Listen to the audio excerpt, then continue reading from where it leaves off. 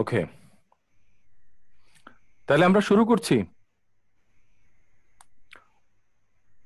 Hello. জি sir, শুরু করা যায়। হ্যাঁ হ্যাঁ, মিতুল ম্যাডাম, আপনি কি শুনতে পাচ্ছেন? হ্যাঁ, শুনতে পাচ্ছি। রেকর্ড শুরু করে দিলাম তো। হুম। শুনতে পাচ্ছি। হ্যালো। হ্যাঁ, শুনতে পাচ্ছি তো।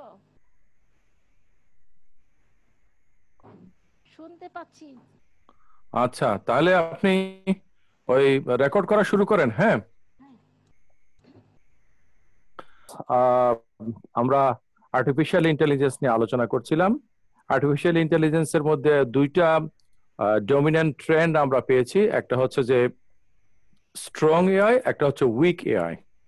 ওকে, কম্পিউটার গুলো একসময় মানুষের মতো হয়ে পড়বে সব দিক থেকে, বিশেষ করে তাদের ক্ষমতার দিক থেকে, বরঞ্চ মানুষকে ছাড়িয়ে যাবে। এটা হচ্ছে artificial intelligence in the strong sense. আর কম্পিউটার গুলো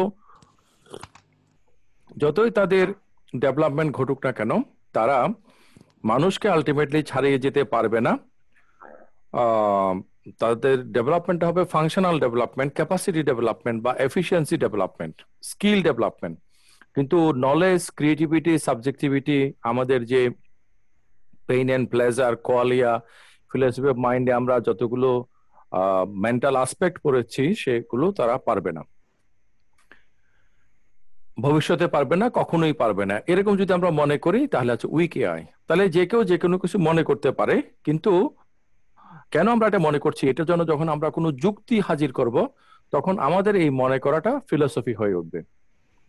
সো এখানে আমরা আলোচনা করছি philosophical aspects of artificial intelligence. একজন আমেরিকান ফিলোসফার জন সার্লে তিনি উইক এর পক্ষে। তিনি মনে করেন যে কম্পিউটার গুলো হচ্ছে এক ধরনের ক্যালকুলেটর মেশিনের মতো, তারা কখনো মানুষের সমান হতে পারবে না।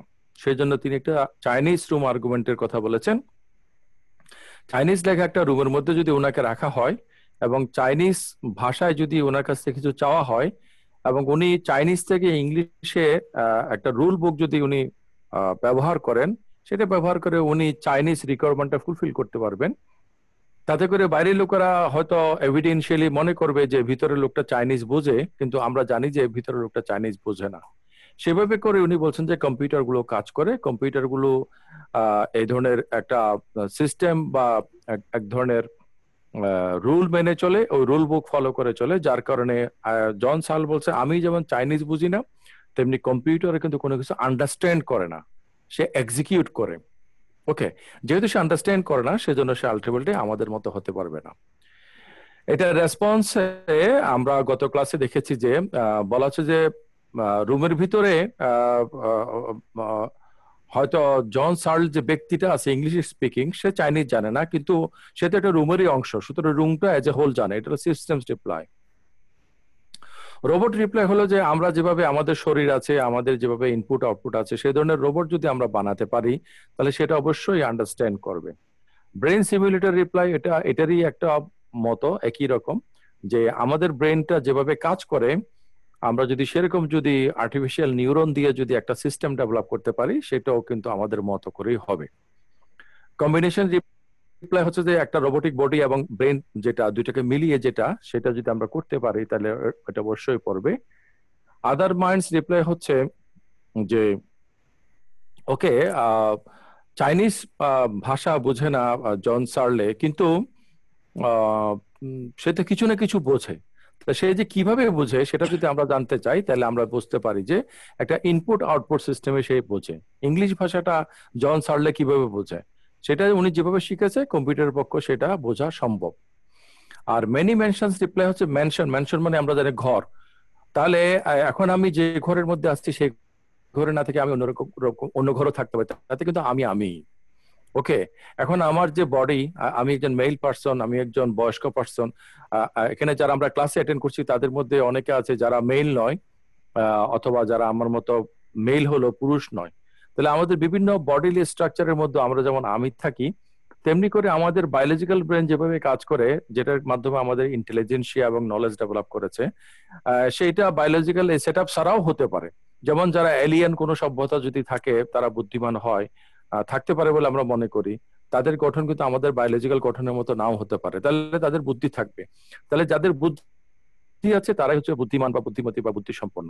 তাহলে কম্পিউটারের আমাদের মতো বায়োলজিক্যাল ব্রেন না থাকলেও তারা আমাদের মতো হতে পারে।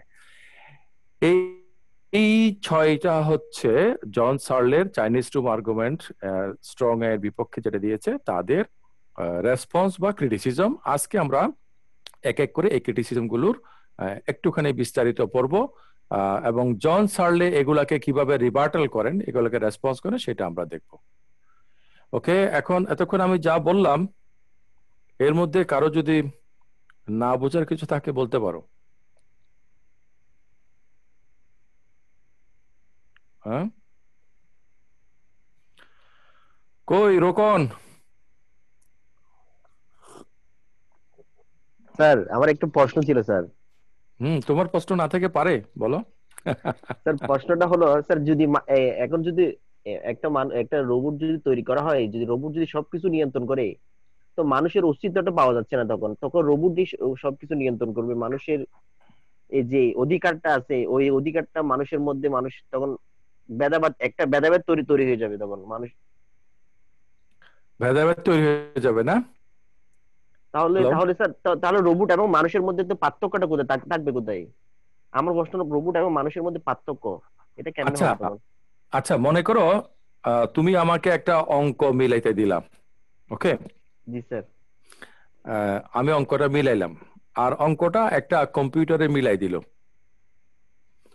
পার্থক্যটা কি? পার্থক্যটা হলো ওখানে ফলাফলটা, মানে আমি ওখানে এই যে ম্যাথের হিসাবটা ওখানে নোট নোট ডাউন করলাম। আহা, তুমি আমাকে জিজ্ঞেস করলা যে 2+2 = কত, আমি বললাম 4। তুমি স্যার। ক্যালকুলেটরের মধ্যে 2+2 = চাপলে 4 উঠলো, জি তো স্যার। Same result. ডিফারেন্সটা কি? কোনো ডিফারেন্স কি আছে? না, ডিফারেন্স নাই।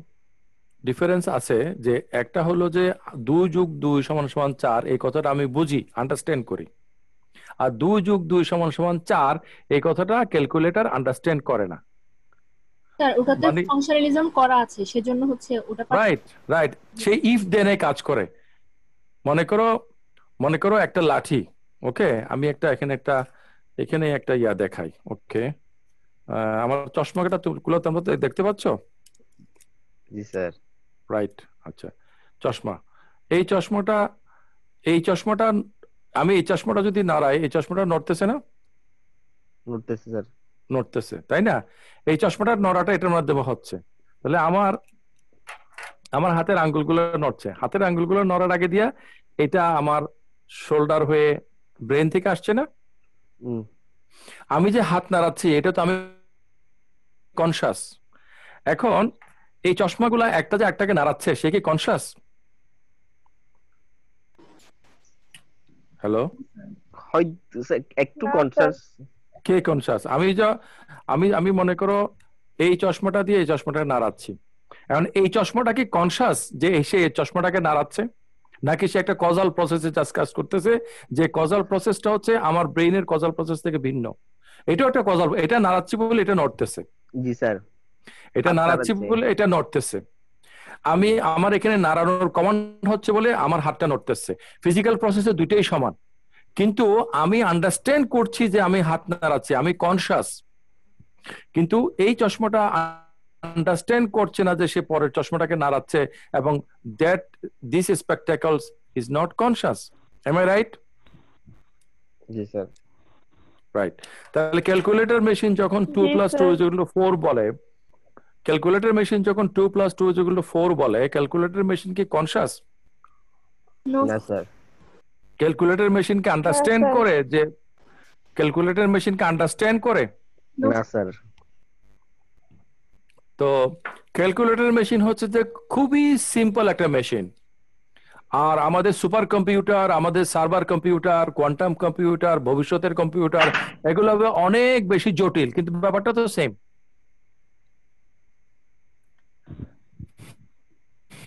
তাই না? জি স্যার।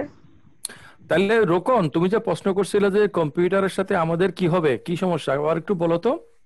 মানে কম্পিউটার এবং মানুষের মধ্যে পার্থক্যটা তখন তখন আর বোঝা যাবে না সেটা। তখন কম্পিউটারে কম্পিউটার এবং মানুষের মধ্যে পার্থক্য বোঝা যাবে যখন আমরা যেমন একটা মানুষের ছবি একটা জীবন্ত মানুষের মধ্যে কেমনে বোঝা যায়? ছবিটা তো ছবি, কিন্তু কতক্ষণ পরে দেখা যায় মানুষটা নড়াচড়া করছে, ছবিটা নড়াচড়া করছে না। আচ্ছা, মানুষের ছবি না হয় সেটা যদি ভিডিও হয় সেটা তো নড়াচড়া করে, এই যে আমি নড়াচড়া করছি, কিন্তু আমাকে তো ধরা যাচ্ছে না। ঠিক আছে, এখন কাছে এসে কেউ আমাকে ধরলো, কিন্তু আমার ছবিটাকে তো তোমরা ধরতে পারছো না। পারছো? না স্যার। পারছো না। ওকে, এখন মনে করো এমন কম্পিউটার বানানো হলো জম্বি, যেটা আমরা ফিলোসফি মাইন্ডে পড়েছি, যেটা ধরা যায়, হ্যাঁ, যেটাকে দিয়ে অনেক ফিজিক্যাল কাজগুলো করানো যায়। কিন্তু আমার মধ্যে যে একটা বিবেক আছে, বোধ আছে, চেতনা আছে, আমার যে একটা সাবজেক্টিভিটি আছে, আমার যে একটা সংবেদনশীল মন আছে, সেটা কি ওই কম্পিউটার থেকে বোঝা যাবে? তুমি সহজ প্রশ্নের যেমন উত্তর দেওয়া সম্ভব, সহজ প্রশ্নকে তুমি যতই কঠিন করবে, আমরা টিউরিং টেস্টের কথা পড়েছি না গত ক্লাসে? জি স্যার। তাহলে প্রশ্নগুলোকে যদি আমরা কঠিন করি, যতই কঠিন করব, এক পর্যায়ে দেখা যাবে যে যারা কম জানে, যারা মেশিন, তারা ঝরে পড়বে, তাই না? জি স্যার। জি আচ্ছা, আমাদের এই আজকের আলোচনার মধ্যে না থাকলেও আমাদের এই কোর্সের মধ্যে আছে একটা বিষয়, আমরা ওই যে ইকোনমিক্স এর কি অবদান আছে কম্পিউটারের ডেভেলপ, আর্টিফিশিয়াল ইন্টেলিজেন্সের ডেভেলপমেন্টে, সেইটা আলোচনা করতে গিয়ে আমরা ওই হার্বার্ট সাইমনের কথা বলছিলাম, যিনি নোবেল পুরস্কার পেয়েছেন, কিন্তু কম্পিউটার সায়েন্টিস্ট, কিন্তু নোবেল পুরস্কার পেয়েছেন ইকোনমিক্সে। মানে উনি স্যাটিসফাইং ডিসিশন মেকিং এর কথা বলেছেন। ওকে, তো এই সুবাদে আমি ডিসিশন মেকিং এর তিনটা পদ্ধতির কথা বলবো। যাদের কাছে কাগজ কলম আছে তারা লিখে নাও, আর যাদের কাছে নাই তারা মনের মধ্যে লিখে নাও। কাগজ কলম আছে এমন কেউ একজনও কি আছে? জি স্যার আছে জি স্যার, আমি স্যার। আছি স্যার। এক নম্বর লেখো logical decision, logical decision. DICISION। জি স্যার। দুই নম্বরে লেখো optimal decision, OPTIMAL, optimal decision. Okay, 3 নম্বরে লেখো satisficing decision, SATISFICING, satisficing decision. Okay, তাহলে ওয়ান টু ওয়ান রিলেশনে এটা হলো লজিক্যাল ডিসিশন, আর সুবিধা অসুবিধা এটা ওইটা সামগ্রিক পরিস্থিতির বিবেচনায় হোলিস্টিক্যালি একটা সিদ্ধান্ত নেওয়া, এটা হচ্ছে অপটিমাল ডিসিশন। আর আমি মানুষ, আমার মানবিক যে মূল্যবোধ, সেটাকে আমি সমুন্নত করার জন্য আমি একটা সিদ্ধান্ত নিলাম, যেটা লজিক্যাল না, যেটা অপটিমাল না, কিন্তু যেটা আমাকে স্যাটিসফাই করে, এটা হচ্ছে স্যাটিসফাইং ডিসিশন। ওকে, স্যার অপটিমালটা আবার আবার বলেন।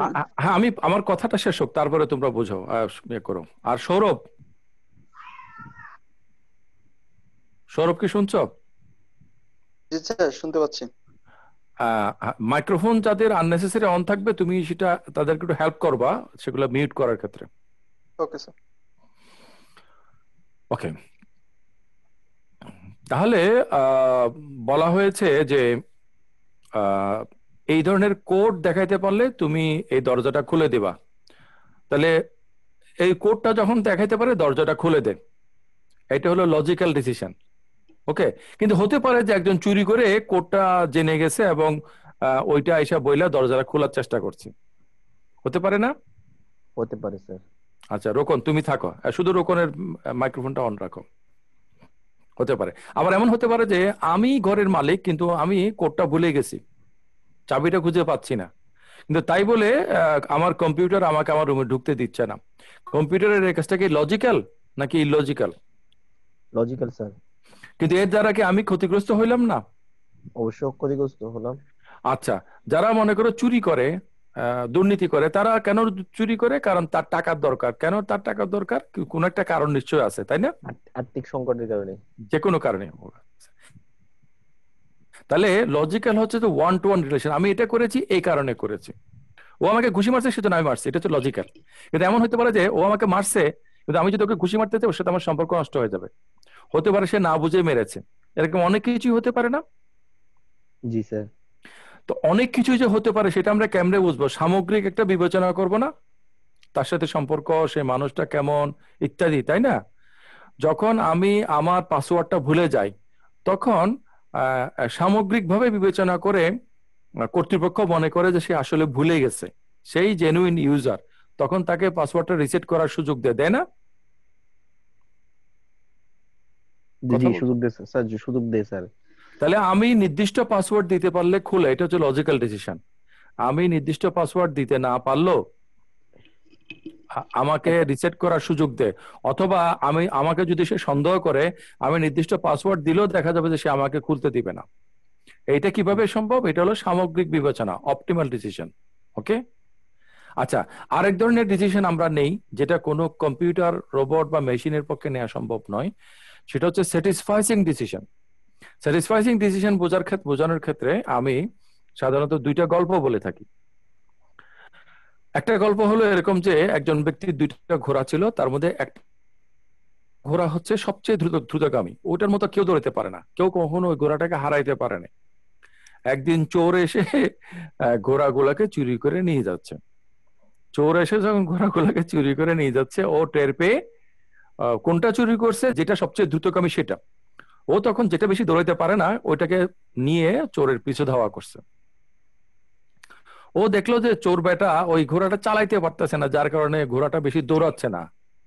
এখন ও চিন্তা করলো আমি যদি চোরকে ধরে ফেলি তাহলে আমার হাতেই আমার অপরাজয় ঘোড়াটা কিন্তু পরাজিত হয়ে গেল, তাহলে আমি আমার ঘোড়াটা চোর বেটা চুরি করে নিয়ে যাক, তাও ঘোড়াটা অপরাজয় থাকুক। সাউন্ডটা খুব নয়েজি, সাউন্ডটা জি? ক্লিয়ার না। আমার সাউন্ডটা নয়জি? জি স্যার, এখন ঠিক আছে আপনার। আচ্ছা আচ্ছা আচ্ছা, এখন ঠিক আছে। জি স্যার, এখন ক্লিয়ার। আচ্ছা, তো এখন চোর সে কি করলো, আমার চোখের সামনে আমার ঘোড়াটা পরাজিত হবে, তার চেয়ে চুরি হয়ে যাক যাক, হ্যাঁ, আমি আমার কাছে না থাকলেও ঘোড়াটা অপরাজিত থাক, হ্যাঁ, আমার চোখের আমি যতক্ষণ দেখছি। সে করলো কি, তখন স্লো করে দিল এবং চোর তার ঘোড়াটা চুরি করে নিয়ে যেতে পারলো। তাহলে সে যে সিদ্ধান্তটা নিল এটা কি লজিক্যাল ডিসিশন হয়েছে? স্যার আমার মনে হয় না লজিক্যাল ডিসিশন। স্যার এক্স্যাক্টলি, গল্পটা ক্লিয়ার না, মানে গল্পটা হচ্ছে একজনের কাছে দুইটা ঘোড়া, একটা ঘোড়া দ্রুতগামী এবং অপরাজেয়, আর একটা ঘোড়া সাধারণ। এখন তার দ্রুতগামী অপরাজিত চ্যাম্পিয়ন ঘোড়াটা এক চোরে চুরি করে নিয়ে যাচ্ছে, সে টের পেয়ে ওটাকে পিছু ধাওয়া করছে। এক পর্যায়ে যখন সে চোরকে ধরে ফেলবে তখন তার মধ্যে একটা চিন্তা আসলো, আমার যে ঘোড়াটা কোনোদিনও পরাজিত হয় নাই, আজকে কি তাইলে আমার হাতে সে পরাজিত হচ্ছে? কারণ চোর তো সেটা চালাইতে পারতেছে না, তার চেয়ে বরঞ্চ চোর ঘোড়াটা চুরি করে নিয়ে যাক, তারপরে আমার ঘোড়াটা অপরাজিত থাকুক। তখন সে নিজেকে স্লো ডাউন করে দিল এবং চোর ঘোড়াটা নিয়ে পালিয়ে গেল। তাহলে এই যে একটা সিদ্ধান্ত নিল, এই সিদ্ধান্তটা লজিক্যাল হয়নি, এই সিদ্ধান্তটা অপটিমালও হয়নি, কিন্তু এই সিদ্ধান্তটা হয়েছে মানবিক সিদ্ধান্ত, স্যাটিসফাইং সিদ্ধান্ত। এখন ক্লিয়ার জি স্যার, এখন বুঝতে পারছি স্যার বিষয়টা। না? মাঝখানে যে কথা বলছিল মেয়ে, না স্যার, কে বুঝায়? স্যার আমি বলছিলাম এখন বুঝতে পারছি। আচ্ছা আচ্ছা আচ্ছা, স্যাটিসফাইং ডিসিশনের অনেক উদাহরণ দেওয়া যায়। আরেকটা উদাহরণ আমি সাধারণত বলে থাকি, একজন প্রফেসর, সে সারা জীবন বিয়ে করে নাই, ওকে, তার সব অর্থ সম্পদ দিয়ে অবসর সময় সে এলাকার মধ্যে একটা লাইব্রেরি দিছে। তো সেই লাইব্রেরিতে বিভিন্ন লোকজন আসে পড়াশোনা করে। একটা ইয়াং মেয়ে সাথে তার একসময় খাতির হলো এবং সে একসময় আবিষ্কার করলো তার তরুণ বয়সে একটা মেয়ের সাথে তার সম্পর্ক হয়েছিল এবং সে মেয়েটার গর্ভে একটা সন্তান, মেয়ে সন্তান জন্ম নিয়েছিল। তারপরে সেটাকে সে ফেলে চলে আসে। এখন সে আবিষ্কার করলো যে এই মেয়ে সন্তানটা হচ্ছে আসলে তারই ঔরসজাত, সেই মেয়েটা। ওকে, আচ্ছা, এটি মনে করার পরে মেয়েটার সাথে তার খুব সুসম্পর্ক হলো, মেয়েটার সাথে দেখাশোনা করে একসময় মেয়েটা কি একটা বিপদে পড়ছে, বা মেয়েটার কোন একটা বিপদ হয়েছে, টাকা পয়সা নাই, তখন সে কি করলো, মেয়েটার জন্য তার লাইব্রেরিটা সে বিক্রি করে দিল। এখন সেই প্রফেসর সাহেব যে তার লাইব্রেরিটা বিক্রি করে দিল তার মেয়ের জন্য, এই সিদ্ধান্তটা কিন্তু লজিক্যাল না, এটা অপটিমালও না, কিন্তু এটা কিন্তু স্যাটিসফাইং ডিসিশন, একটা মানবিক ডিসিশন। মানবিক সিদ্ধান্ত। ওকে, আই রোবট সিনেমাটা কেউ দেখেছো? স্যার একটা হুম? প্রশ্ন ছিল। হ্যালো স্যার, এই ক্ষেত্রে প্রফেসরের স্যাটিসফ্যাকশন ডিসিশনটা ও শুধুমাত্র ওর জন্য হচ্ছে, কিন্তু এই যে লাইব্রেরি পড়ে যে অনেকে উপকৃত ওরা তো ওই ক্ষেত্রে বঞ্চিত হচ্ছে, ওদের জন্য তো এটা Right. স্যাটিসফ্যাকশন আমার মনে হয় সজীব কথা বলছো।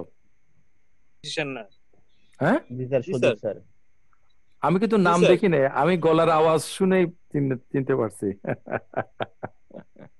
না আমার এখানে স্যার, নামটা এখানে স্যাটিসফাইং যে ডিসিশনটা আছে ওটা তো শুধুমাত্র প্রফেসরের জন্য হচ্ছে, জি বাকিদের জি জন্য তো হচ্ছে না।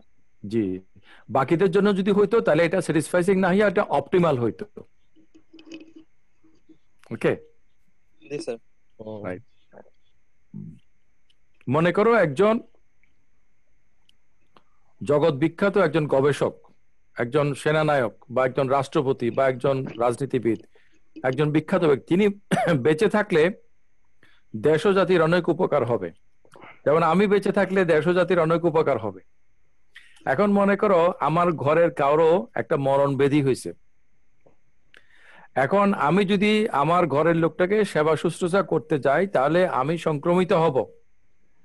এখন আমি কি দেশ ও জাতির জন্য বেঁচে থাকাটা তোমরা প্রেফার করবা, নাকি আমার জীবনকে ঝুঁকিগ্রস্ত করে আমার নিয়ার অ্যান্ড ডিয়ার ওয়ান্স কাউকে সেবা শুশ্রূষা করাটাকে তোমরা প্রেফার করবা? আমরা তো প্রেফার করব পুরো দেশ ও জাতির জন্য, কিন্তু আপনার স্যাটিসফ্যাকশন যদি শুধু নিজের ঘরের ফ্যামিলির জন্য থাকে, সেটা শুধুমাত্র আপনার একান্ত হুম, রাইট। তাহলে দেখা যাচ্ছে, আচ্ছা আমরা ওই যে ট্রলি কার এক্সাম্পলের কথা বলি পলিটিক্যাল ফিলোসফিতে, এটা কি তোমরা জানো ট্রলি কার? হুম, পুরোপুরি মনে হচ্ছে না স্যার। আচ্ছা আমার কথাটা শুনো, সবার মাইক্রোফোন অফ করে দাও। আর কিছুটা। মিতুল ম্যাডাম, আপনি কি শুনতে পাচ্ছেন? শুনতে পাচ্ছি, শুনতে পাচ্ছি। জি, শুনতে পাচ্ছি তো। মিতুল ম্যাডাম, শুনতে পাচ্ছি। আচ্ছা আপনি এসে আমার মোবাইলটা নিয়ে যান, আচ্ছা, কারণ আমার সাথে এটার সাথে ওটা ডাটা কানেকশন আছে, তো আমি ভুলে নিয়ে আসছি। ওকে, সেটা হচ্ছে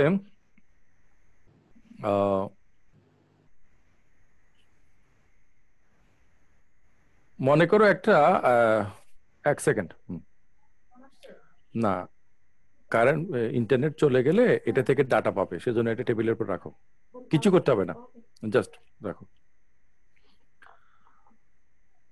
তো মনে করো একটা গাড়ি অ্যাক্সিডেন্ট হয়েছে, এখন তুমি এমন জায়গায় দাঁড়িয়ে আছো, তুমি চাইলে রাস্তার গতিপথটা চেঞ্জ করে দিতে পারো। যে রাস্তার গতিপথ যদি চেঞ্জ করে না দাও, তাহলে 5 জন লোক রাস্তার উপর দাঁড়িয়ে আছে, তারা এই গাড়ি চাপা পড়ে মারা যাবে, তারা জানে না যে ওখান থেকে ব্রেক ফেল করে গাড়ি একটা আসতেছে। এখন তুমি কি করবা?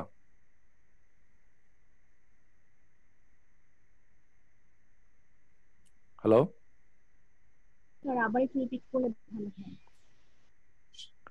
একটা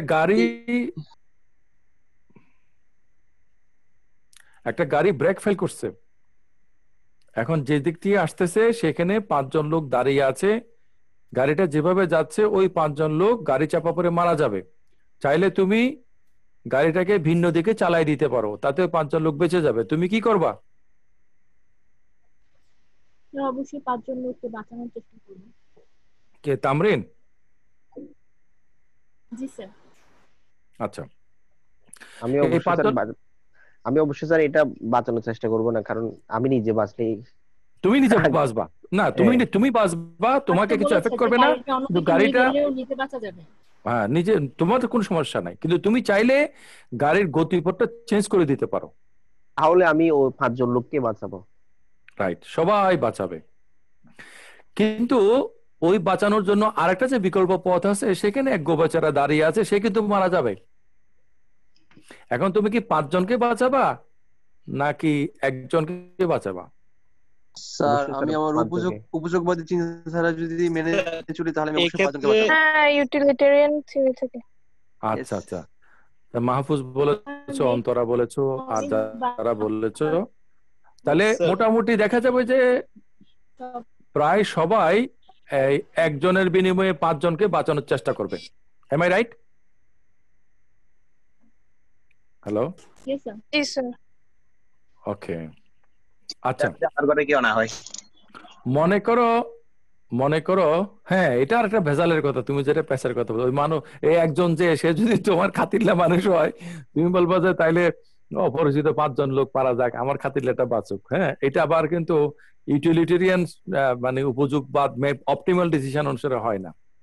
ওকে, আচ্ছা, মনে করো যে ডাক্তারের চেম্বারের মধ্যে 5 জন লোক গেছে হাসপাতালে, 5 জন লোকের 5টা ভাইটাল অর্গান নষ্ট, আর হাসপাতালে এই 5 জন লোককে নিয়ে আসছে, যে লোকটা সে সুস্থ, তার এই 5টা ভাইটাল অর্গান ঠিক আছে, কথা কথা কারো কিডনি নষ্ট, কারো মনে করো লিভার নষ্ট, কারো হার্ট নষ্ট, কারো এটা নষ্ট, কারো এটা নষ্ট, এদের সবার আছে। আর এই লোকটার মধ্যে সবগুলো অর্গান ঠিক আছে, এবং এই লোকটার এই অর্গানগুলো যদি ওই 5 জন লোকের মধ্যে রিপ্লেস করে দেওয়া হয়, এই রিপ্লেস করার ক্যাপাসিটি হাসপাতালের আছে, তাহলে লোকগুলা বাঁচবে। আর যদি রিপ্লেস করা না হয় তাহলে লোকগুলো অবশ্যই মারা যাবে। এবং এই 5টা লোককে বাঁচানোর আর কোনো পদ্ধতি নেই। তুমি একজন ডাক্তার, এখন তোমার চেম্বারের সুস্থ মানুষটাকে মাইরা তুমি কি ওই 5 জনকে বাঁচানোর চেষ্টা করবা? কারণ তুমি যদি 5:1 ফর্মুলাতে যাও টলিকার এক্সাম্পলে, তাহলে তো ডাক্তারের এক্সাম্পলেও তুমিও 5:1, 5 জন লোককে তুমি বাড়াইতে পারবা, মানে বাঁচাইতে পারবা at the cost of the life of one person. Sir এখানে একটা কোশ্চেন আছে স্যার, আমি জি। যদি অর্গানগুলো রিপ্লেস করি তাহলে সেই 5 জন যে বাঁচবে এটারও তো কোনো নিশ্চয়তা নাই। না না, একজন সুস্থ গল্পটা তো গল্পকার যেভাবে বলেছে তোমাকে সেভাবে দিতে হবে। তুমি যখন একটা সিলোজিজম যে করবা, personটা সুস্থ আছে, ওনার এজ কত, ওরকম কি কিছুই আছে? এখানে এজের কথা বলা এগুলো হলো যে তোমাদের ক্রিটিক্যাল ভেজালিলা প্রশ্ন আর কি, আমাকে আটকানোর জন্য করতে চাচ্ছ। কিন্তু আমি তোমাদেরকে সিম্পলি যেটা বলতে চাচ্ছি সেটা হচ্ছে যে মানে 5:1 ফর্মুলা, 5:1 ফর্মুলাতে তুমি যদি যাও, যখন মানুষটাকে তুমি ডেলিভারেটলি নিজেই হত্যা করার প্রসঙ্গ আসবে, তখন you rather prefer to sacrifice a group of people just to save one people. ওকে, আইরোবট সিনেমাটা যেটা বলছিলাম, সেখানে যখন যে গাড়ি অ্যাক্সিডেন্ট করে, তো রাস্তার পাশ দিয়ে একটা রোবট যাচ্ছিল NS5, তখন সে রোবটকে বলছে যে গাড়ির মধ্যে তার যে বাচ্চাটা আছে ওটাকে বাঁচানোর জন্য, কিন্তু রোবটটা হিসাব করে ফেললো মুহূর্তের মধ্যে কার বাঁচার সম্ভাবনা কতটুকু এবং জাতির জন্য কার গুরুত্ব কতটুকু। তখন সে চিন্তা করলো যে এই বাচ্চা বা মেয়ে মানুষটাকে বাঁচিয়ে কোনো লাভ নাই, বরঞ্চ এই যে গুরুত্বপূর্ণ ব্যক্তি তাকে বাঁচানো উচিত এবং তার বাঁচার সম্ভাবনাও বেশি। তখন সে পানির ভিতর পড়ে যাওয়া গাড়িটা ভেঙে সেখান থেকে তাকে উদ্ধার করে। তখন থেকে সে কিন্তু রোবট বিদ্বেষী হয়ে পড়ে, কারণ সে বলে যে কোনো মানুষ কিন্তু এরকম অ্যাক্সিডেন্টের মধ্যে বাচ্চাকে না বাঁচিয়ে পুরুষ মানুষটাকে বাঁচাইতো না। ওকে, তাহলে আমরা কিভাবে অ্যাক্সিডেন্টে কি করব? আমরা বাচ্চাকে বাঁচানোর চেষ্টা করব আগে, তারপরে নারীদেরকে বাঁচানোর চেষ্টা করব, এবং এরপরে যদি সম্ভব হয় তাহলে পুরুষ মানুষগুলোকে বাঁচানোর চেষ্টা করব। ওকে, টাইটানিক সিনেমাটা তোমরা তো ওইটা দেখেছো যে লাইফ বোটে কারা কারা উঠেছে। তাহলে দেখা যাচ্ছে যে ওই যে তুমি যে 5 জন লোককে মাইরে একজনকে করতে চাচ্ছ না, এটা তোমার মানবিকতা তোমাকে বাধা দিচ্ছে। এটা হচ্ছে স্যাটিসফাইং ডিসিশন। ওকে, কম্পিউটার গুলো কখনো, রোবট গুলো কখনো ওই স্যাটিসফাইং সিদ্ধান্ত নিতে পারবে না। ওকে, তারা লজিক্যাল সিদ্ধান্ত নেয়, এবং তারা যদি স্মার্ট হয় তখন তারা অপটিমাল সিদ্ধান্ত নিতে পারে কোনো কোনো ক্ষেত্রে, কিন্তু তারা কখনো স্যাটিসফাইং সিদ্ধান্ত নিতে পারবে না। তাহলে এই 3 ধরনের সিদ্ধান্তের বিষয়ে আজকে থেকে তোমাদের আর কোনোদিন কনফিউশন হবে না। Logical decision, optimal decision satisficing decision. Okay, তাহলে আমরা আবার আমাদের স্ক্রিনে ব্যাক করি।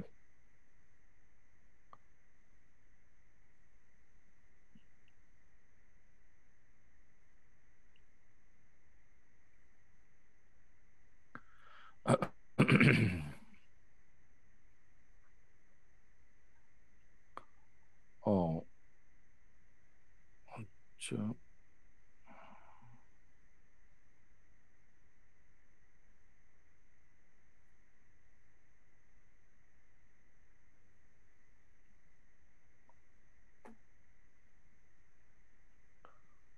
আচ্ছা, তারপরে মাহফুজ, স্যার তোমার আজকের নেট কানেকশনটা মনে হয় একটু ভালো। জি স্যার, আজকে ভালো স্যার। হুম, অন্যদিন কথা যেভাবে জড়িয়ে যায় আজকে সেভাবে হয়নি। ওকে, স্যার আমাকে রেকর্ডের পারমিশনটা আবার দিতে হবে, আমার নেট চলে। আচ্ছা, দিচ্ছি। উম,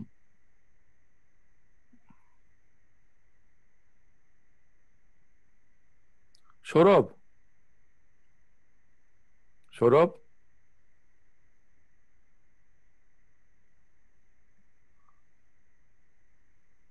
হ্যাঁ, স্যার তাকে দেখা যাচ্ছে না তো। আচ্ছা, ইটস ওকে, বাদ দাও। আহ, তামরিন, তুমি পারমিশন পাইছো না? হুম, জি স্যার। তাহলে আমরা সিস্টেমস রিপ্লাই, যেখানে বলছে যে একটা সিস্টেমের একটা অংশ না জানলেও আরেকটা অংশ তো জানে, তাহলে অ্যাজ এ হোল সেটাই জানে। মনে করো একটা ক্লাসের মধ্যে আহ, একটা প্রশ্নের উত্তর একজন স্টুডেন্ট জানে, আহ, আর অনেকেই জানে না, তাহলে কি আমরা বলবো যে ক্লাস এই উত্তরটা জানে, এটা বলবো?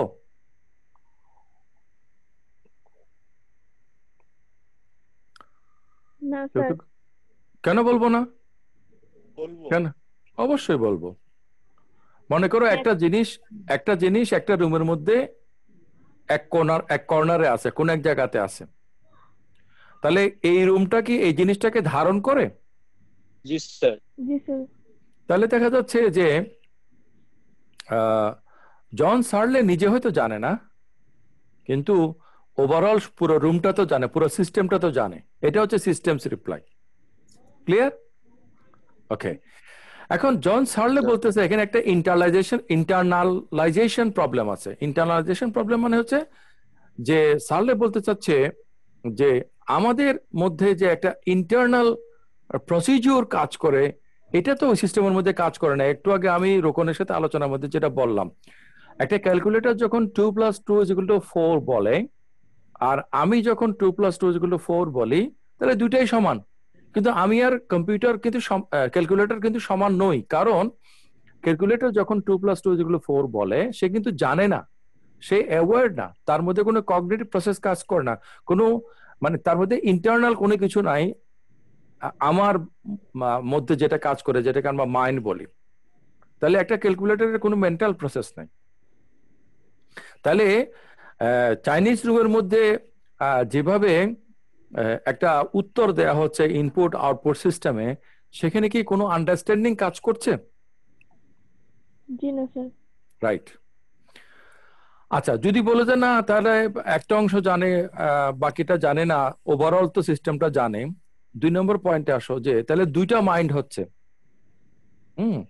যে জন সার্লে তিনি চাইনিজ জানে না, আর ওই রুল বুক যেটা আছে সেই রুল বুকটা চাইনিজ জানে। তাহলে আমাদের প্রত্যেকটা এন্টিটির মধ্যে মাইন্ড কি একটা না দুইটা? একটা। একটা। কার মাইন্ড একটা? অন্তরা বলছে বোধহয় মাইন্ড একটা, তাই না? জি স্যার। আচ্ছা অন্তরা, তোমার মনের মধ্যে এমন হয় না, একটা দ্বন্দ্ব হয় না, যে মনের মনে হচ্ছে যেন এটা করি, আবার মনে হচ্ছে যেন না করি, এরকম হয় কোনো বিষয়? হ্যাঁ হয়তো। মনে করো কোনো কিছু দেওয়ার ক্ষেত্রে মনে হচ্ছে ঠিক আছে এটা দিলাম, আবার তোমার মনের মধ্যে বলতেছে না দেই, কেন দিব না। এরকম হয়? জি স্যার। তাহলে কি তোমার মন একটা না দুইটা? ওইটা তো বিবেকের তাড়না। বিবেকের তাড়না। আচ্ছা, তোমার বিবেকে যদি দুই ধরনের তাড়না দেয় তাহলে তুমি কি করবা? তুমি কি মন বিবেক দুইটা বলবা? এখন না, ফান্ডামেন্টাল বিবেক কথা হচ্ছে কিভাবে স্যার দুইটা ধারণা দেয়? দিতে পারে না। স্যার মন ওরা দিতে পড়ো পারে নাই যে কিন্তু স্যার আমরা যে কথাটা বলি মুড সুইং এর একটা কথা বলি আমাকে বলতে দাও, আমাকে বলতে দাও। মনে করো যুদ্ধে গিয়ে দেশ উদ্ধার করা উচিত, আর মৃত্যু পথযাত্রী মায়ের সেবা করা উচিত। তা আমার বিবেক আমাকে কোনোটা কি না করবে মাহফুজ? কিন্তু একটা ইম্পর্টেন্ট তো বেছেই নেবে যে আমার জি স্যার, এটাই করা উচিত। স্যার এখানে তো স্যার মানে আমার বিবেক তো ডিসিশন একটা তো জিনিসই নেবে বেছে নেবে, হয়তো আমি আমার দেশের কাছে যাব, নয়তো বা আমি আমার মায়ের কাছে যাব। স্যার। হয়তো আচ্ছা সে তাহলে লজিক্যাল ডিসিশন নেবে, নয় স্যাটিসফাইং, মানে যে কোনো আচ্ছা, একটা তো নেবে। Right right right right. এই জন্য তো আসলে আমি মেয়েদের ব্যাপারে আমার বায়াসনেস কাজ করে, কারণ এই মেয়েগুলো ভালো বোঝে। হ্যাঁ, কিন্তু এই বোঝা জ্ঞান এগুলো নিয়ে তারা কর্মজীবনে কটু কি করবে, নিছক চাকরি করাটা কিন্তু বড় কথা নয়, নিজের একটা কিছু করা স্বকীয়তা এটাই কিন্তু বড় কথা। হ্যাঁ, মেয়েদের করা উচিত, এটা এখন পুরনো কথা হয়ে গেছে। এখন হচ্ছে যে প্রত্যেকটা মানুষের কিছু করা উচিত, বিশেষ করে পিছিয়ে পড়া জনগোষ্ঠী সে মেয়েদের। এই কথাটা বললাম যে অন্তরা কিন্তু আমার অন্তরের কথাগুলাই বলে দিচ্ছে। সেটা হচ্ছে যে সে স্যাটিসফাইং ডিসিশন নিতে পারে। তাহলে আমরা যখন লজিক্যাল, অপটিমাল এবং স্যাটিসফাইং ডিসিশনের কথা বলি, তাহলে গ্রাউন্ড লেভেল হচ্ছে যে লজিক্যাল ডিসিশন। যেমন জি স্যার। জ্ঞানের উৎস হিসেবে গ্রাউন্ড লেভেলের জিনিসটা হচ্ছে অভিজ্ঞতা, আর অভিজ্ঞতার উপরে আছে বুদ্ধি। তেমনি লজিক্যালের উপরে হচ্ছে অপটিমাল, আর বুদ্ধির উপরে হচ্ছে সজ্ঞা। তেমনি অপটিমালের উপরে হচ্ছে স্যাটিসফাইং। জি অনেক স্যার। সময় আমরা অপটিমাল ডিসিশন না নিয়ে স্যাটিসফাইং ডিসিশন নেই। ওকে, তাহলে আমার বিবেক তো আমাকে মায়ের সেবা না করতেও বলবে না, আবার দেশের জন্য ভূমিকা পালন করা সেটাও আমার কাছে গুরুত্বপূর্ণ। তখন আমি কি এগুলোকে প্রায়োরিটাইজ করব, যে আমার দেশের জন্য জীবন দেওয়ার ক্ষেত্রে আমি ছাড়া আরো আছে, কিন্তু আমার মায়ের জন্য আমি ছাড়া আর কেউ নাই। সো আমার মাকে আমার ইয়ে করা উচিত। যেমন করে আমাদের ইসলাম ধর্মে আছে, প্রফেট মুহাম্মদ ইসলাম বলছে যে তো জেহাদ করতে এসেছে, বলছে তোমার মা কি বেঁচে আছে? বলে বেঁচে আছে, তুমি মায়ের সেবা করো। হ্যাঁ, এটা সহিহ হাদিস। এনিওয়ে, তো যেটা বলছিলাম যে তাহলে একটা এন্টিটির মাইন্ড কি একটা হবে নাকি একাধিক হতে পারে? হ্যাঁ, আমাদের বেসিক অ্যাসাম্পশনটা হচ্ছে কমনলি যে একটা সত্তার মন হবে একটা, একটা মানুষের মন হবে একটা। তাহলে আমাদের মনের মধ্যে যে দ্বন্দ্ব হয়, আমাদের মনের মধ্যে দ্বন্দ্ব হচ্ছে যে প্রায়োরিটাইজিং এর সমস্যা। হায়ারার্কিক্যাল, মানে আমি আমার নিড গুলাকে কিভাবে হায়ারার্কি দিচ্ছি, কোন নিডটাকে প্রায়োরিটি দিচ্ছি, সেটার সমস্যা। ওকে, তাহলে মন একই, যেমন বিল্ডিং একটাই, কিন্তু বিল্ডিং এর কোনোটা নিচের তলা কোনোটা উপরের তলা, সেরকম। তাহলে দেখা যাচ্ছে যে একটা মানুষের যেমন দুইটা মন থাকতে পারে না, তেমনি একটা চাইনিজ রুমের মধ্যে দুইটা মানে মানে আন্ডারস্ট্যান্ডিং থাকতে পারে না। একটা আন্ডারস্ট্যান্ডিং হচ্ছে চাইনিজ বোঝা, আরটা আন্ডারস্ট্যান্ডিং হচ্ছে চাইনিজ না বোঝা। তাহলে এটা হচ্ছে টু মাইন্ডস প্রবলেম। 3 নম্বরের প্রবলেমে আসি যে এম্পেরিক্যাল ফলসিফাইবিলিটি প্রবলেম। তোমরা জানো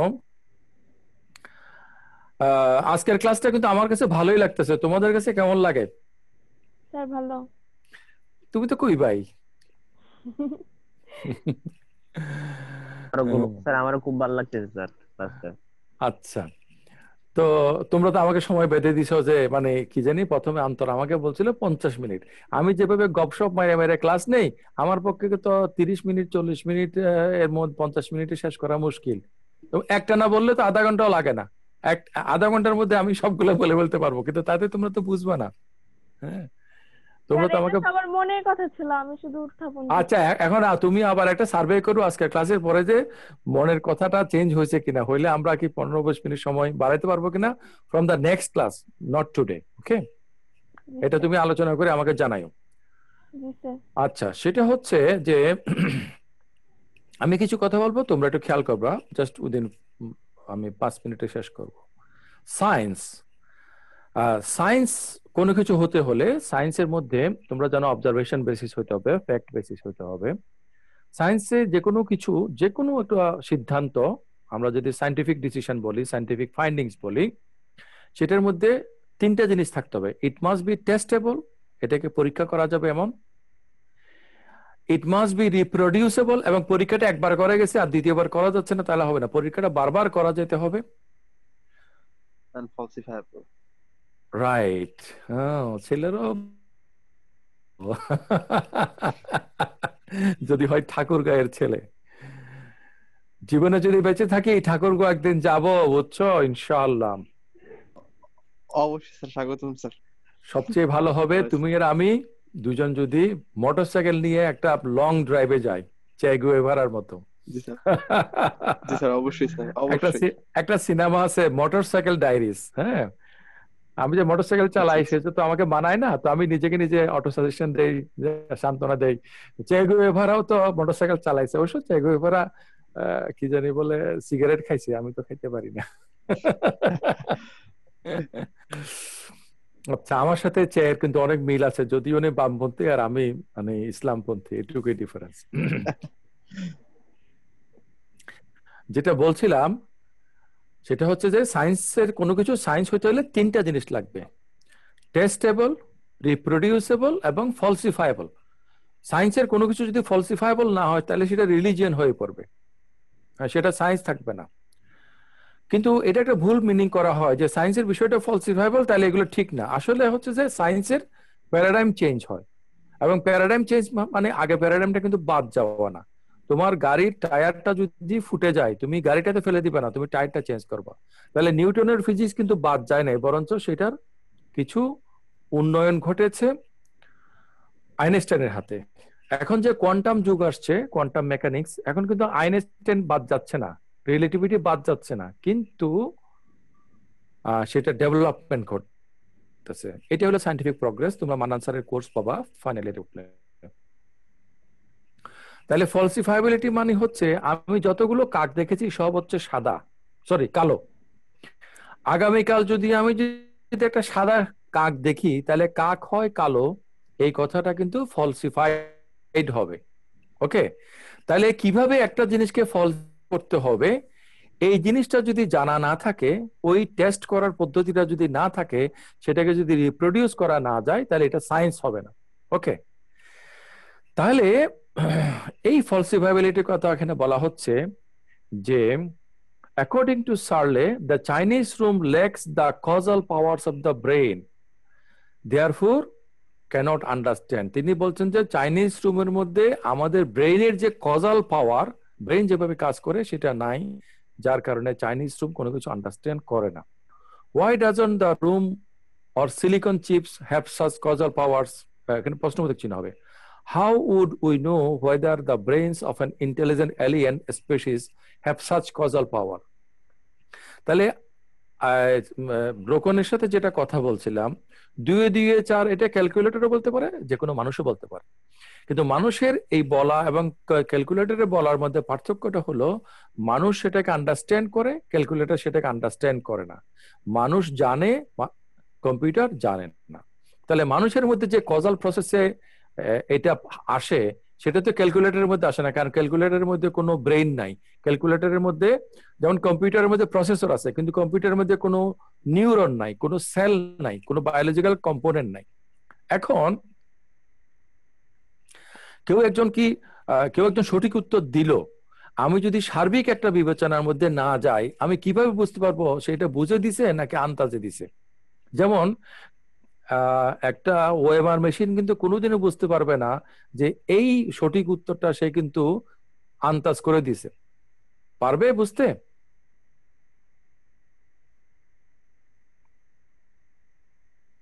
হ্যালো, না স্যার, পারবে না। কেন পারবে না? স্যার ওই মেশিনটার মধ্যে যতটুকু সেট করে দেওয়া হয়েছে সে ততটুকুই বুঝবে, এর বাইরে তো তার মানে বোঝার কোনো না না না না, টাইপ এন্ড টোকেনের মতো আর কি ব্যাপারটা। টাইপ টোকেন না, এটা হচ্ছে যে এটা একটা মানে এম্পিরিক্যাল কোয়েশ্চেন। হ্যাঁ, মানে এখন আমার মধ্যে কোয়ালিয়া আছে কিনা সেটা আমি ইনটুইটিভলি ইন্ট্রোস্পেকশনের মাধ্যমে জানা ছাড়া, তোমার মধ্যে আছে সেটা ইনফারেন্স করা ছাড়া কি কোনো এম্পিরিক্যাল টেস্ট দিয়ে কি আমি বলতে পারবো তোমার মধ্যে কোয়ালি আছে? না, সম্ভব না, সম্ভব না স্যার। No sir. নো বলছে কে? আমি নাম দেখতে পাচ্ছি না, এজন্য জিজ্ঞেস করছি। জি স্যার। নামটা বলো। তামরিন। তামরিন। তো তামরিন, তুমি কি ফিল করছো?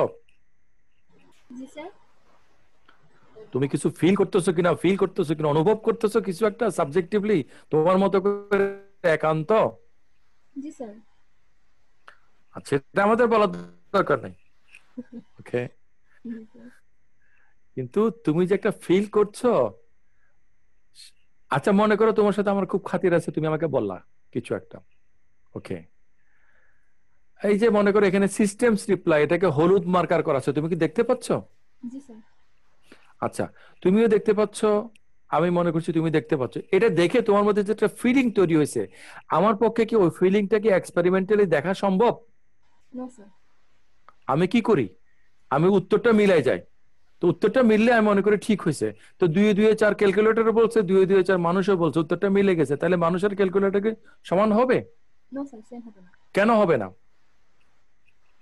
যেমন স্যার আপনি যেরকম ইমাজিন করে নিয়েছেন যে রেজাল্টটা মিলে গেলেই হচ্ছে সেটা সত্য, তো স্যার ক্যালকুলেটরের ব্যাপারটা হচ্ছে আমি ফাংশনালিজম করে দিয়েছি আর ওটা শুধু আমাকে অ্যান্সার দিয়েছে, এটা আর আমি আমার ব্রেনটা থেকে আমি অ্যান্সার দিয়েছি। আচ্ছা, তো তোমার উইক এবং স্ট্রং এর বোঝার ক্ষেত্রে একটু গ্যাপ আছে, এটা আমি তো প্রতি ক্লাসে ক্লিয়ার করবো ইনশাল্লাহ।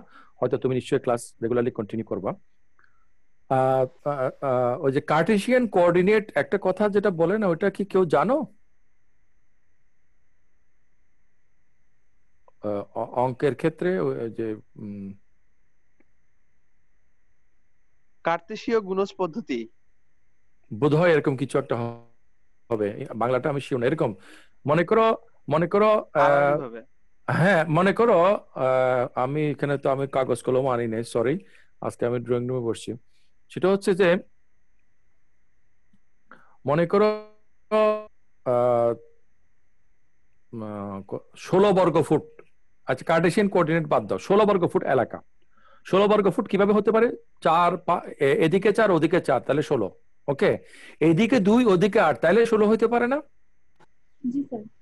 তাহলে আমি যখন 16 বর্গ ফুট একটা জায়গা বলবো, সেটা যদি হয় 2 ফুট বাই 8 ফিট, তাহলে এটা দিয়ে বাড়ি করা যাবে না। আর আমি যদি 4 ফিট বাই 4 ফিট বলি, তখন কিন্তু একটা বাড়ি করা সম্ভব হবে, ওকে? আমার কথা কি বোঝা গেছে? হ্যালো? জি স্যার। আচ্ছা,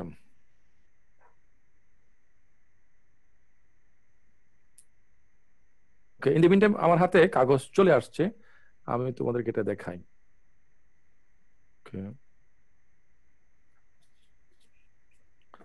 আচ্ছা, আমার এই কাগজটার মধ্যে তোমরা দেখতে পাচ্ছ? হ্যাঁ, জি স্যার। ওকে। তাহলে এটা হলো 8, তাহলে এটা পি, এটা কিউ, এটা পি, এটা Q. P is equal to 4, Q is equal to 4, P is equal to 8, Q is equal to 2। আচ্ছা, এই যে এখন দেখো যে এইটার এদিকে 4 এদিকে 4, তাহলে 4 4 কত?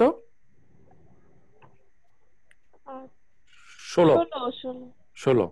তাহলে দৈর্ঘ্য প্রস্থ যদি 4 4 হয়, তাহলে এটার বর্গফুট কত হবে? কত বর্গক্ষেত্র? 16। আচ্ছা, যদি এদিকে যদি 8 হয়, এদিকে যদি 2 হয়, তাহলে কত হবে? 16। তাহলে এটা সমান 16 আর এটা সমান 16। তাহলে এই দুইটা 16 কি এক? না। হ্যাঁ, আমরা ইয়াতে একটা কথা পড়েছিলাম, ফিলোসফি অফ মাইন্ডে, মাল্টিপল রিয়েলাইজেবিলিটি। তোমাদের মনে থাকবে কিনা? কেউ বলতে পারে যে মোজাম্মেল স্যার ভালো, কারণ এইটা, কেউ মনে করতে পারে যে মোজাম্মেল স্যার ভালো কারণ ওইটা, ওকে। আচ্ছা, কেউ মনে করতে পারে একই বিষয়কে আমরা মাল্টিপল ভাবে রিয়েলাইজ করতে পারি। তাহলে বোঝা গেছে যে একই জিনিসকে আমরা মাল্টিপল রিয়েলাইজ করতে পারি, একই ষোলোকে আমরা ভিন্ন পদ্ধতিতে পেতে পারি। তাহলে এই জায়গাটা যতটুকু, এটা কিন্তু ততটুকু না, কিন্তু পরিমাণটা সমান, অঙ্কের পরিমাণটা সমান। তাহলে আমরা যখন যেমন ক্যালকুলেটর দিয়ে আমি যখন 2 + 2 = 4 পাই, আর একটা মানুষ যখন বলে, তাহলে পার্থক্যটা কি? Rokon for the last time of today, Rokon কে আছো? হ্যালো, স্যার চলে গেছে ঠিক আছে, দেখছো কারবার। ক্লাসের মধ্যে তাই করে, ক্লাস শেষ হওয়ার আগে চলে যায়। আচ্ছা, তাহলে আমার একটা জিনিস ফাংশনালি কিন্তু সেম হওয়াটা কিন্তু সেম না, মানে এন্ড রেজাল্ট সমান হওয়াটা কিন্তু সমান না। এটা সামগ্রিকভাবে এটার প্রসিডিউর, এটার প্রেক্ষাপট, এগুলো সবচেয়ে গুরুত্বপূর্ণ ব্যাপার, ওকে। তাহলে যখন আমি কোনো কিছুকে ফিল করি, আমরা যখন কোনো কিছুকে ফিল করি, এই ফিল করাটা আমরা আচরণের মাধ্যমে প্রকাশ করলে তখন আচরণটাকে আমরা পরিমাপ করতে পারি, পরীক্ষা করতে পারি। কিন্তু আমি নিজে যে ফিল করি সেটা আমি ইন্ট্রোস্পেকশনের মাধ্যমে জানি, ইনটুইশনের মাধ্যমে জানি। এবং আমার মতো যে আরেকজন ফিল করে, তুমি যে ফিল করছো, এইটা আমি আমার ইনফারেন্সের মাধ্যমে জানি, আমার ইনটুইশন আমাকে এটা বলে দেয়। এগুলো কি এম্পিরিক্যালি টেস্ট করা সম্ভব? জি না স্যার। তাইলে দেখা যাচ্ছে যে আমি চাইনিজ লেখা দিয়ে রিকোয়ারমেন্ট দিলাম এবং ভিতর থেকে একজন ব্যক্তি আমাকে সঠিক উত্তরটা দিল, প্রত্যেকবারই সঠিক উত্তর দিচ্ছে। তাহলে এটা ফ্রম এভিডেন্সিয়ালিস্ট পয়েন্ট অফ ভিউ আমি মনে করবো ভিতরের লোকটা চাইনিজ জানে। কিন্তু হয়তো দেখা গেল যে তোমরা ওই যে আমি যে তোমাদের লিঙ্ক দেখছো কিনা, সে কিন্তু একটা মিলাই দেখে, ওই মিলাইতে তার সময় লাগে, কিন্তু কম্পিউটার ওই কাজটা অনেক তাড়াতাড়ি করে, সেই হিসেবে এটা তাড়াতাড়ি হয়, ওকে। তাহলে এরপরে সিস্টেম রিপ্লাইয়ের পরে হচ্ছে রোবট রিপ্লাই, সেটা আমরা পরবর্তী ক্লাসে আলোচনা করব। তাহলে আজকের ক্লাসে আমরা যে আলোচনাগুলো করেছি, তোমরা যারা তখন শুনেছো, আমার দায়িত্ব হচ্ছে সেগুলোকে করা অন বিহাফ অফ মি। তোমরা কেউ সামারাইজ করো। অন্তরা,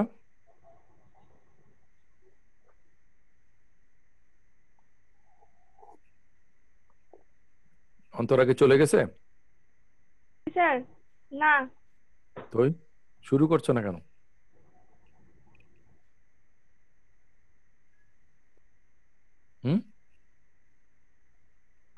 হ্যালো, ও কি নেটওয়ার্ক সমস্যা?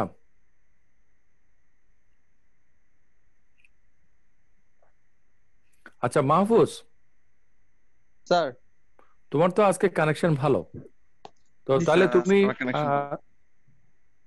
তুমি শুরু করো যে আজকে আমরা যে আলোচনাগুলো করলাম, আমরা কি কি বিষয়ে আলোচনা করেছি। আজকে মূলত আমরা সার্লের যে রেসপন্স গুলো দেওয়া হয়েছিল, মানে সার্লের স্ট্রং এআই এবং উইক এআই এর মধ্যে যে তিনি একটা ডিফারেন্স দেখাচ্ছেন, তিনি মূলত উইক এআই এর পক্ষপাতিত্ব বা উইক এআই এর পক্ষে কথা বলেছেন এবং সেটার পক্ষে অনেকজন যুক্তি দিয়েছেন। এবং সেই খাতিরে আমরা কয়েকটা যুক্তি স্যার গত ক্লাসে বলেছিলেন আপনি, সিস্টেম রিপ্লে, রোবট রিপ্লে, তারপর হচ্ছে ব্রেইন সিমুলেটর রিপ্লে, আদার মাইন্ডস রিপ্লে এবং মেনি মেনশন রিপ্লে। তো আজকে আমরা সিস্টেম রিপ্লেটা বোঝার চেষ্টা করলাম। সিস্টেম রিপ্লেতে আপনার হচ্ছে বলা হয়েছে যে ইন্টারনালাইজেশনের কথা বলা হয়েছে, যেখানে সিস্টেমটা একটা মেমোরাইজিং প্রোগ্রামের মধ্যে চলবে, একটা হচ্ছে একটা ইন্টারমিডিয়েট রেজাল্ট দিবে আমাদেরকে। তারপর টু মাইন্ডস প্রবলেমের যে কথাটা বলা হয়েছে এখানে, না এটা একটু ক্লিয়ার হয়নি, আর একটু ক্লিয়ার, ইন্টারনালাইজেশন প্রবলেমটা আর একটু বলো। সিস্টেম একটা হচ্ছে যে আমি কোনো কিছু ইনপুট দিচ্ছি এবং সেটা সে আলটিমেটলি আমাকে আউটপুট দিচ্ছে। মানে যে রোকনের যে কথাটা আর কি, যে রোকনের সময় যে আলোচনাটা করেছিলেন আপনি, 2 + 2 = 4, মানে আমি একটা মানুষ সেটা করলে সেটা বুঝে করতেছে, কিন্তু একটা মেশিন করলে সেটা তার মধ্যে একটা ফাংশন কাজ করতেছে বা ফাংশনালিজম কাজ করতেছে। সেই তাহলে একটা আমরা যখন জানার কথা বলি, এই জানার মধ্যে জানাটা শুধু ইনপুট আউটপুটের ব্যাপার না, এটার মধ্যে একটা জি ইন্টারনালাইজেশনের একটা ব্যাপার আছে। এক্স্যাক্টলি মানে আমরা এটার জন্য আমরা একটা শব্দ ব্যবহার করতে পারি, মানে মানে আমার যে কগনিটিভিটি, আমার যে ভিতরে যে একটা জ্ঞানের ব্যাপার আছে, ওই জ্ঞানের এজেন্ট, রাইট। ওই তাহলে আমরা আমাদের 2+2=4 বলা এবং ক্যালকুলেটর 2+2=4 বলা মধ্যে পার্থক্য হচ্ছে আমাদের মধ্যে একটা ইন্টারনাল প্রসেস চলে, আমাদের মধ্যে কনসাসনেস কাজ করে, আমাদের মধ্যে ইন্টেনশনালিটি কাজ করে, আমাদের মধ্যে কোয়ালিয়া কাজ করে। 2+2=4 এই জিনিসটাকে আমি ফিল করি না, এটাকে আমি ফিল করি। হ্যাঁ জি স্যার, ফিল হ্যাঁ জি স্যার, বুঝি স্যার আমি যেটা কিভাবে 2+2=4 হচ্ছে। আমি যদি বলি তামরিন কি শুনছো আমাদের সাথে? জি স্যার। 2+2=4 এটা না বলে আমি যদি বলি 2+2=6, you feel bad, you feel that it is wrong. Am I right? G sir.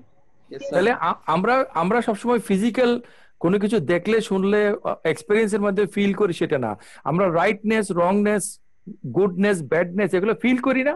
Yes, obviously yes করি, রাইট। এই আমাদের মধ্যে যে ইন্টারনাল একটা কগনিটিভ প্রসেস চলে, এইটা কি চাইনিজ রূপের মধ্যে চলছে? সারলে বলবে না। ওকে, এরপরের পয়েন্টটা বলো মাহফুজ। স্যার এরপরে এই যে আরেকটা পয়েন্ট হচ্ছে টু মাইন্ডস প্রবলেম। এখানেও আন্ডারস্ট্যান্ডিং ব্যাপারে আপনার হচ্ছে চাইনিজ রুমের যে আর্গুমেন্টটা, সেই আর্গুমেন্টটা এখানে আনা হয়েছে। তো চাইনিজ রুমের মধ্যে যে আপনার মূলত ইনপুটটা, যে একটা রুল বুক দেওয়া হয়েছে একটা মানুষকে, এবং সে অনুযায়ী তাকে একটা টোকেন পাস করা হচ্ছে, এবং সেই অনুযায়ী সে সেটাকে রুল বুক দেখে সেটাকে আরেক দিকে পাস করতেছে। আলটিমেটলি সে কাজটা ঠিকই করতেছে, কিন্তু সে এটা জানে না যে সে ঠিক করতেছে। মানে সে তার যে ফিলিংসটা আর কি, কোয়ালিয়া, এটা আসলে তার হচ্ছে না। এখন ও যে সিস্টেম সাপ্লাই কি বলছে যে মানে ক্লাসের মধ্যে স্টুডেন্ট একজনে জানে, তাহলে আমি বলছি এই ক্লাসটা এটা জানে। এটা বলার সমস্যাটা হচ্ছে যে ক্লাসটা যখন জানে, ক্লাসের মধ্যে অন্যান্য যারা আছে তারা তো জানে না, তাই না? এখন দেখা গেল যে চাইনিজ রুমের মধ্যে জন সারলে যদি একটা অংশ হয় যে চাইনিজ আন্ডারস্ট্যান্ড করে না, আর রুমটা অ্যাজ এ হোল আন্ডারস্ট্যান্ড করে, তাহলে এখানে দেখা গেল যে রুমের যে মাইন্ড আর জন সারলের যে মাইন্ড, তাহলে মাইন্ড প্লুরালিটি হয়ে গেল না? কিন্তু মাইন্ড সম্বন্ধে আমাদের আন্ডারস্ট্যান্ডিং কি, অ্যাসাম্পশন কি, যে মাইন্ড ইজ অলওয়েজ সিঙ্গুলার।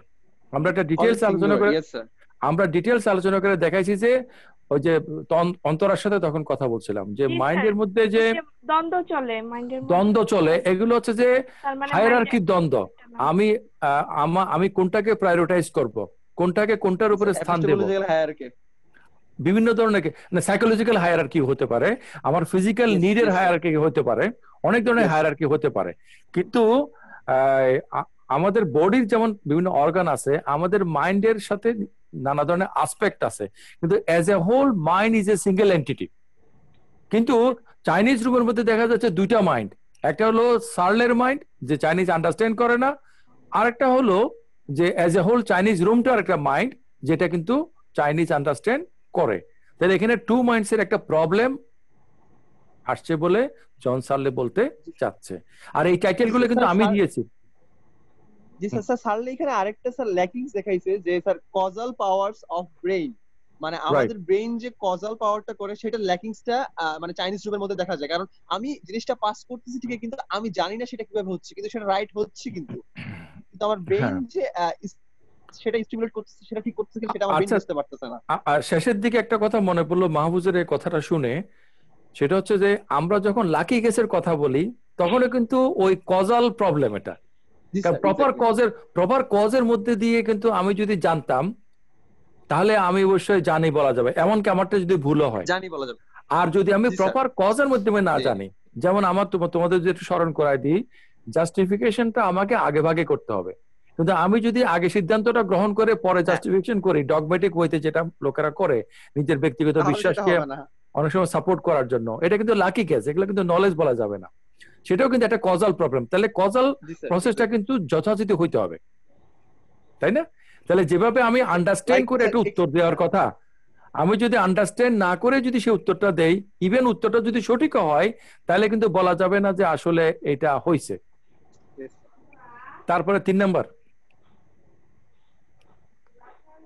তারপর স্যার এই যে এমপিরিক্যাল ফলসিফায়াবিলিটির ক্ষেত্রে আপনি সায়েন্সের একটা দারুণ একটা উদাহরণ দিয়েছেন মিশিও কাকুর, যে 3টা ওয়ে আর কি। তুমি মিশিও কাকু পৌঁছে গেছো, ওই ভদ্রলোকের তো আমি হিংসা করি। তারপর হচ্ছে রিপ্রোডিউসেবল এবং ফলসিফায়াবল। এই মিশিও কাকুর সাথে আমার একটা পার্থক্য আছে জানো, মিশিও কাকু কিন্তু বেশি লম্বা না, আমি তো মোটামুটি। কিন্তু ওই লোকের যে মাথাভর্তি চুল এখনো, মাশাআল্লাহ, দারুণ মানুষ একটা। হ্যাঁ হ্যাঁ হ্যাঁ, বলো। সায়েন্সের বিষয় হইতে হলে সেটা টেস্টেবল হইতে হবে, রিপ্রোডিউসিবল হইতে হবে এবং সেটা ফলসিফায়েবল। আচ্ছা, ফলসিফায়েবল না হলে কি হবে? ফলসিফায়েবল না হলে স্যার সেটা স্যার আলটিমেটলি মানে সেটা তো রিলিজিয়ান হয়ে পড়বে, সেটা ওহী হয়ে পড়বে, এটা মানে আপ্তবাক্য প্রত্যাদেশ হয়ে পড়বে। হ্যাঁ, কিন্তু সায়েন্টিফিক নলেজ হচ্ছে ফলসিফায়েবল। তুমি যদি কাউন্টার এক্সাম্পল নিয়ে আসতে পারো, তাহলে আমি আমার কথাটা বাদ দিয়ে দেবো, আগের কথাগুলো সব বাতিল হয়ে যাবে, চিরজীবন বহাল থাকবে এমন কোনো কথা নাই। কিন্তু এটার একটা ভুল বুঝাবুঝি আছে, সেটা বলছিলাম। সেটা কি? হ্যালো, হ্যাঁ, এটার একটা ভুল বুঝাবুঝি আছে, ফলসিফায়াবিলিটির একটা রং অ্যাপ্লিকেশন আছে। অনেক সময় বিভিন্ন লোকেরা বলে যে সায়েন্স ফলসিফায়াবল, সুতরাং সায়েন্সের কোনো কিছুই ঠিক নেই। এটার ব্যাপারে আমি কথা বলছিলাম। কি কথা বলছিলাম?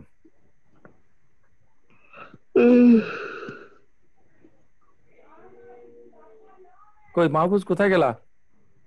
স্যার খেয়াল নাই কি বলছিলেন। আমি বলছিলাম যে সায়েন্সের ফলসিফায়াবিলিটি মানে কিন্তু আগের গুলো সম্পূর্ণ বাদ যায় না। নিউটনের ফিজিক্স কিন্তু আইনস্টাইনের হাতে বাতিল হয়ে যায় নাই, বরঞ্চ সেটার যে ত্রুটিগুলো ছিল সেগুলোর সংশোধন হয়েছে, সেটা উন্নয়ন হয়েছে। আইনস্টাইনের এটা সমস্যার কারণে স্যার আমি স্যার আচ্ছা আসতে পারি নাই। তো স্যার আপনি যে সমস্যাটার কথা বলছিলেন আপনি স্যার, মূলত স্যার যে আপনার আইনস্টাইন তার যে ফিজিক্সের সেরা সূত্র রিলেটিভিটি থিওরি আর কি, সেটা কিন্তু সে স্যার নিউটনের পদার্থবিদ্যা থেকেই তাকে গ্রহণ করে আবিষ্কার করছে। সেটাকে সম্পূর্ণ বাদ দেয় নাই, এক্সক্লুড করে নাই। একই রকম ভাবে আইনস্টাইনের থিওরি অফ রিলেটিভিটি কেন্দ্র করে কোয়ান্টাম যে বর্তমানে থিওরিগুলো দেওয়া হচ্ছে, সেটা কোয়ান্টাম মেকানিক্স, সেটা আইনস্টাইনটা বাদ যাচ্ছে না। নতুন তাহলে প্যারাডাইম যখন শিফট হয়, নতুন প্যারাডাইম হয়, আগেরটা কিন্তু বাদ। একটা উদাহরণ বলেছিলাম, গাড়ির চাকা উদাহরণ। গাড়ির একটা পার্টস যদি নষ্ট হয়, তাহলে আমরা কি করি? ওটাকে চেঞ্জ করি, গাড়িটাকে ফেলে দেই? গাড়িটাকে চেঞ্জ করি না, গাড়িটাকে চেঞ্জ করি না। সুতরাং যারা বলে যে সায়েন্সের বিষয়গুলো ফলসিফায়েবল, তার মানে সায়েন্স ঠিক না, এই কথাটাও কিন্তু ঠিক না, তাই তো? ওই যে ওইরকম যে সূর্য পৃথিবীর চারদিকে ঘুরে না, পৃথিবী সূর্যের চারদিকে ঘুরে, কিন্তু ঘুরতেছে, এই জিনিসটা ঠিক আছে।